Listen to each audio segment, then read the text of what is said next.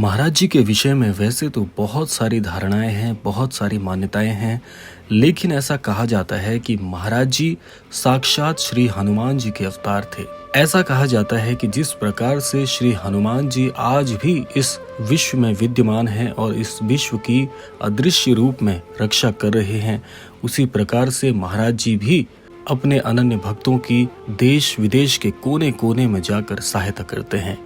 और ऐसा कहा जाता है कि महाराज जी आज भी सूक्ष्म रूप में अपने अनन्य भक्तों को अपने आशीर्वाद से कृतार्थ कर रहे हैं। तो आज का जो अद्भुत क्रमांक है कुछ इसी संदर्भ पर आधारित होने वाला है। आज के क्रमांक में हम आपको महाराज जी से संबंधित 10 ऐसी रहस्यमयी बातें बताएंगे जिसके अनुसार आप ये ज्ञात कर सकते हैं कि महाराज जी कितने महान थे। तो आइए क्रमबद्ध तरीके से प्रारंभ करते हैं आज के इस दिव्य क्रमांक को और जानते हैं महाराज जी के बारे में ऐसी ही 10 रोचक बातें। सबसे प्रथम बिंदु में बात की जाए तो नीप करौरी बाबा का वास्तविक नाम यानी कि हमारे सभी के श्रद्धेय श्री महाराज जी का जो वास्तविक नाम है वो लक्ष्मी नारायण शर्मा था। उत्तर प्रदेश के अकबरपुर गांव में उनका जन्म 1900 के आसपास हुआ था। 17 वर्ष की उम्र में ही उन्हें ज्ञान की प्राप्ति हो गई थी। उनके पिताजी का नाम दुर्गा प्रसाद शर्मा था। 11 वर्ष की उम्र में ही बाबा का विवाह हो गया था। आइए जानते हैं दूसरे मुख्य बिंदु के विषय में। ऐसा माना जाता है कि 1958 में बाबा जी ने अपने घर का त्याग कर दिया था और पूरे उत्तर भारत में साधुओं की भांति विचरण करने लगे थे।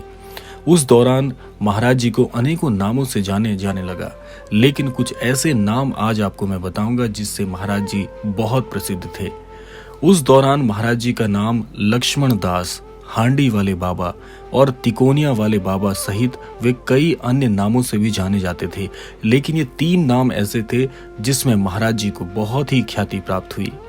ऐसा बताया जाता है कि गुजरात के वावनिया मोरबी में तपस्या महाराज जी ने की थी। वहां उन्हें तलैया वाले बाबा के नाम से भी बहुत से लोग पुकारते थे और महाराज जी के यही नाम आगे चल के इतने विख्यात हुए जिससे महाराज जी को बहुत ही प्रसिद्धि प्राप्त हुई। आइए जानते हैं तीसरे बिंदु के विषय में। एक बार की बात है कि बाबा फर्स्ट क्लास कंपार्टमेंट में सफर कर रहे थे।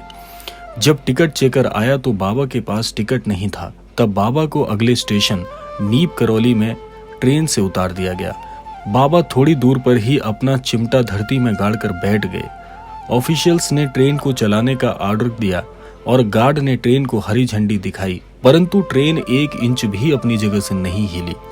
बहुत प्रयास करने के बाद भी जब ट्रेन नहीं चली तो लोकल मजिस्ट्रेट जो बाबा को जानता था उसने ऑफिशियल्स को बाबा से माफी मांगने और उन्हें सम्मान पूर्वक अंदर लाने को कहा। ऑफिशियल्स ने बाबा से माफी मांगी और उन्हें ससम्मान ट्रेन में बिठाया गया।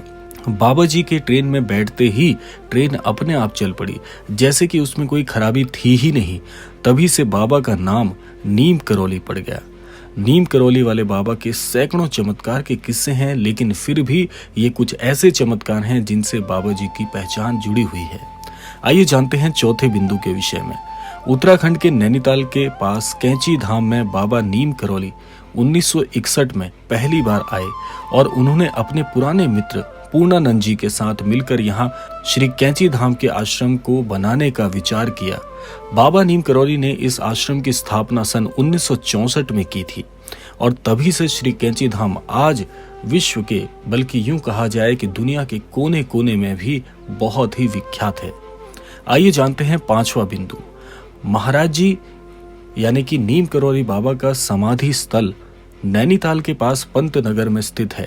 यह एक ऐसी जगह है जहां कोई भी मुराद लेकर जाए, कोई भी मन की मनोकामना लेकर जाए तो वो खाली हाथ नहीं लौटता, ऐसी मान्यता है। यहाँ बाबा जी की समाधि स्थल भी मौजूद है। यहाँ पर बाबा नीम करौली की एक बहुत ही भव्य मूर्ति की स्थापना की गई है। यहाँ एक हनुमान जी की मूर्ति भी स्थापित है। ऐसा कहा जाता है कि इस विश्व में हारा हुआ कोई भी व्यक्ति जब पंतनगर में जाकर महाराज जी के समाधि स्थल के, महाराज जी के विग्रह के और श्री हनुमान जी के आशीर्वाद से कृतार्थ होता है तो उसके मन की हर मनोइच्छा महाराज जी बड़ी ही सरलता और सहजता से पूरी कर देते हैं। आइए जानते हैं छठे बिंदु के विषय में। नीम करौली बाबा के भक्तों में एप्पल के मालिक स्टीव जॉब्स, जिसे पूरी दुनिया जानती है, फेसबुक के मालिक मार्क जुकरबर्ग और हॉलीवुड एक्ट्रेस जूलिया रॉबर्ट्स का नाम लिया जाता है। कहा जाता है कि इस धाम की यात्रा करके उनका पूरा जीवन बदल गया और ऐसी ही बहुत सी अनेकों हस्तियां हैं जो कि समय समय पर महाराज जी के धाम में जाकर अपने जीवन के लिए नए मार्गदर्शन प्राप्त कर रहे हैं। इसीलिए आज के इस क्रमांक के माध्यम से मैं आप सभी से ये कहना चाहूंगा कि यदि मन में आपकी इच्छा है, सच्ची भक्ति है, तो एक बार जीवन में थोड़ा समय निकालकर महाराज जी के श्री कैंची धाम में जाकर अवश्य दर्शन करें। आपका संपूर्ण जीवन पूरी तरह से परिवर्तित हो जाएगा। आइए जानते हैं 7वें बिंदु के विषय में। ऐसा माना जाता है कि 15 जून को देवभूमि कैंची धाम में महाराज जी के कैंची धाम मेले का आयोजन हर वर्ष होता है और यहाँ पर देश विदेश से बाबा नीम करौली के भक्त आते हैं। इस धाम में बाबा नीम करौली को भगवान हनुमान का अवतार माना जाता है। देश विदेश से हजारों भक्त और लाखों भक्त यहाँ हनुमान जी का आशीर्वाद लेने आते हैं। बाबा के भक्तों ने इस स्थान पर हनुमान जी का एक भव्य मंदिर भी बनाया है। यहाँ 5 देवी देवताओं के मंदिर और भी शामिल हैं। इनमें हनुमान जी का एक मंदिर है। बाबा नीम करौली हनुमान जी के परम भक्त थे और उन्होंने देश भर में, बल्कि यूं कहा जाए देश और दुनिया भर में हनुमान जी के कई मंदिरों का निर्माण करवाया और आज भी महाराज जी के आशीर्वाद से वहां पर ऐसी आस्था बनी हुई है कि जैसे साक्षात श्री महाराज जी का वास वहां पर हो। आइए जान लेते हैं 8वें बिंदु के विषय में। 8वें बिंदु के अंतर्गत रिचर्ड एल्पर्ट यानी कि रामदास, जिन्हें बाद में रामदास जी के नाम से ही ख्याति प्राप्त हुई, उन्होंने नीम करौली बाबा के चमत्कारों पर मिरेकल ऑफ लव नामक एक किताब लिखी है। इसी में बुलेट प्रूफ कंबल नाम से एक घटना का जिक्र आता है। बाबा हमेशा कंबल ही ओढ़ा करते थे, चाहे कोई भी मौसम क्यों ना हो, लेकिन महाराज जी को कंबल वाले बाबा के नाम से भी जाना जाता है।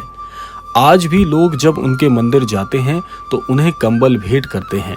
ऐसा कहा जाता है कि यदि आपके मन में कोई इच्छा है और आप महाराज जी को कंबल भेंट करते हैं तो बड़ी ही शीघ्रता से आपके जीवन में महाराज जी की अद्भुत कृपा आपको प्राप्त हो जाती है। आइए जान लेते हैं 9वें बिंदु के विषय में। बाबा नीम करौली महाराज जी के 2 पुत्र और एक पुत्री हैं। ज्येष्ठ पुत्र अनेक सिंह अपने परिवार के साथ भोपाल में रहते हैं, जबकि कनिष्ठ पुत्र धर्म नारायण शर्मा वन विभाग में रेंजर के पद पर हैं। हाल ही में उनका निधन हो गया है। आइए जान लेते हैं 10वें बिंदु के विषय में। ऐसा कहा जाता है कि महाराज जी ने अपने शरीर का त्याग 11 सितंबर सन 1973 को वृंदावन में किया।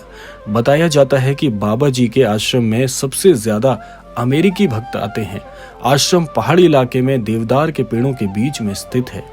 ऐसा कहा जाता है कि जो भी अनन्य भक्त अपने जीवन में महाराज जी के सानिध्य की प्राप्ति करना चाहता है तो वो महाराज जी के विभिन्न आश्रमों में दर्शन कर महाराज जी की अद्भुत कृपा को प्राप्त करके महाराज जी का अमोघ सानिध्य जीवन में प्राप्त कर सकता है। तो ये थी महाराज जी के बारे में 10 ऐसी रोचक जानकारियां। आशा करते हैं ये क्रमांक आप सभी के लिए बहुत ही अद्भुत रहा होगा। इसी कामना के साथ समय आ गया है विदा लेने का भी, और विदा लेने से पूर्व समय है रोजाना की प्रार्थना का। यही प्रार्थना करना चाहूंगा कि श्री महाराज जी सभी को सन्मति और सद्बुद्धि की प्राप्ति कराएं और इस संपूर्ण सृष्टि का, इस संपूर्ण लोक का कल्याण हो। इसी कामना के साथ विदा लेते हैं। मिलते हैं अगले क्रमांक में। तब तक के लिए जय श्री राम, जय गुरुदेव, जय उत्तराखंड।